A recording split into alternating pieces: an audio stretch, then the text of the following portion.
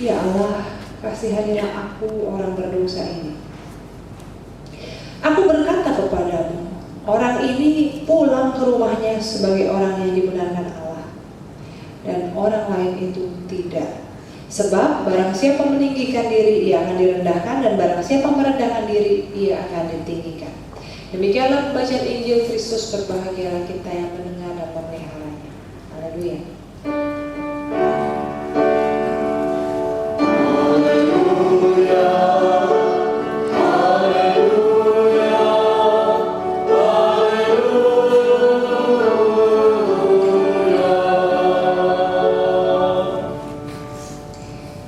Saudara-saudara, selamat sore. Saya mau menunjukkan sebuah gambar, saudara-saudara.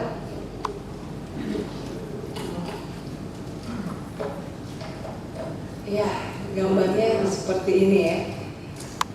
Nah, saudara-saudara, ini gambarnya, ini ceritanya ada dua orang yang ketemu, entah baru kenal atau teman lama. Mulutnya sih ngomongnya hai gitu ya, tetapi ketika melihat orang lain dia lagi melakukan scanning gitu.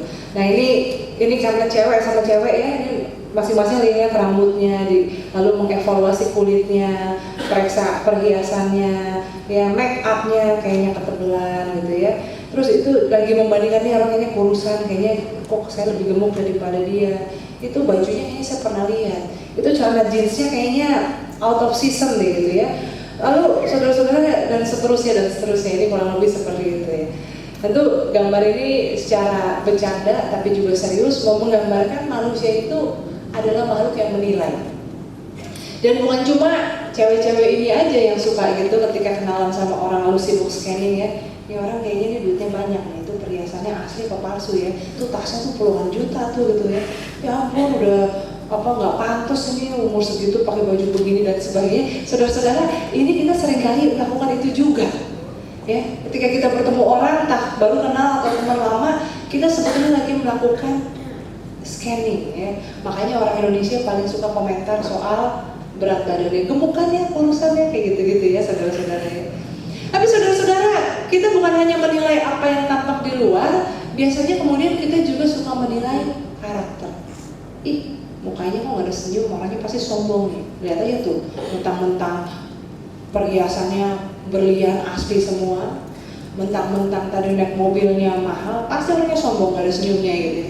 Atau saudara-saudara bisa juga positif, orangnya ramah ya, padahal kayaknya nih orang penting nih, ya kayaknya orang besar nih, kayaknya orang banyak duit, tapi kok ramah ya, karena banyak senyum dan sebagainya. Saudara-saudara, kita manusia ini adalah makhluk yang menilai. Dan bahkan saat ini ketika saudara-saudara lagi beribadah, lagi mendengarkan khotbah, saudara juga kadang-kadang menilai juga ya. Itu pendeta nyisil nggak sih tadi? Kayaknya kurang tidur tuh pendeta tuh gitu ya. Atau itu apa sih ngomongnya cepet banget, nggak ngerti. Saudara-saudara, bahkan saat sedang beribadah sekalipun kita sibuk melakukan penilaian. Nah saudara-saudara, celakanya kita bukan hanya menilai untuk mengenal, untuk memahami, tetapi kita menilai untuk menghakimi. Kalau Ahmad Albar dulu nyanyi bahwa dunia ini panggung sandiwara, saya mau katakan bahwa dunia ini adalah ruang-ruang penghakiman, ruang-ruang pengadilan. Hidup yang kita lalui saudara-saudara, mulai dari buka mata sampai nanti tutup mata, itu kurang lebih kita melalui hari-hari ruang-ruang yang penuh penghakiman. Saudara-saudara bangun pagi lalu siap-siap ke kantor, naik mobil, lihat di jalan nih mobil mewah tapi buang sampah sembarangan. Gimana sih mobil mewah buang sampah sembarangan? Nggak terdidik nih, percuma pakai mobil mewah. Itu udah satu penghakiman ya. Lalu saudara-saudara mungkin orang banget ini nyetirnya gimana sih di belakang? Pasti cewek nih yang nyetir ya, padahal toto bapak-bapak yang nyetir. Tapi seperti itu ya, bahkan ketika di jalan pun kita mengadili, kita menilai, kita menghakimi orang lain. Demikian juga apalagi kalau di kantor ya, di tempat kita bekerja, di tempat kita berusaha, kita menilai orang lain. Demikian juga di gereja, dalam pelayanan, dalam kita bersahabat, kita berteman, kita pun menilai dan seringkali menghakimi orang lain ya. Menilai itu kan memberi nilai. Wah ini teman yang baik nih, nah ini mah teman yang gak baik deh, jangan temenan sama dia. Namun saudara-saudara, permasalahannya penilaian itu tidak pernah sama. Beda dengan kalau orang menilai orang menari atau orang lompat indah ya, terjun indah gitu. berenang, olahraga seperti itu, juri bisa kalau bagus kan nilainya kurang lebih samanya 9, 8,5, 9, 10. Tetapi ketika kita sebagai manusia bersosialisasi, bergaul, penilaian kita tidak selalu sama. Buktinya apa? Buktinya ada orang yang disebelin orang banyak, tetap bisa punya teman baik, tetap bisa ada yang sayang sama dia. Artinya kan, walaupun semua orang banyak yang sebel sama dia, ada yang mau berteman sama dia, ada yang mau bergaul erat dengan dia. Ya. Penilaian kita itu terhadap sesama kita tidak mungkin sama persis. Ya, ada orang juga begitu ya, ada yang suka sama pendeta ini, ada yang suka sama pendeta itu, tidak bisa sama persis, tidak seragam. Maka pertanyaannya, ya ini perlu kita renungkan baik-baik. Kalau kita menilai orang, siapa yang penilaian yang paling benar? Saudara-saudara, suami istri, kakak adik melihat satu hal, melihat satu orang, bisa beda pendapat. Suaminya mungkin bilang baik orangnya, si istri bilang enggak, orangnya nyebelin begitu ya. Kakak adik juga gitu ya, saya mah suka, saya mah senang sama orang itu, apaan orangnya begitu, dipercaya jadi teman. Seorang yang sangat akrab sekalipun bisa punya penilaian yang berbeda.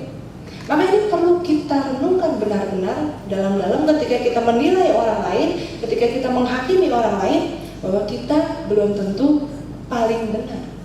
Karena ada orang lain yang menilai berbeda. Nah saudara-saudara, sayangnya ya banyak orang yang meyakini bahwa penilaian yang paling benar, lalu nilai yang diberikan itu dijadikan label, di mana orang dihakimi dan dibatasi cuma pada label tersebut.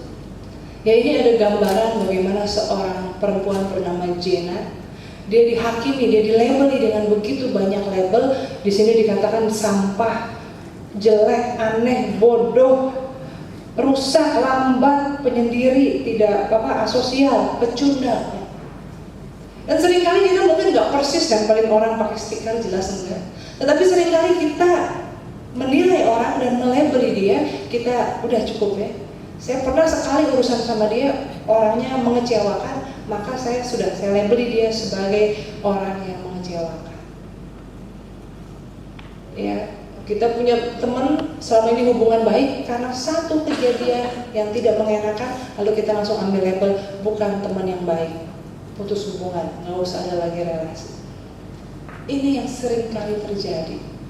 Kita bukan saja menilai orang secara mengalir, ya, selalu baru penilaian kita, tetapi kita melabeli dan membatasi orang itu hanya begitu.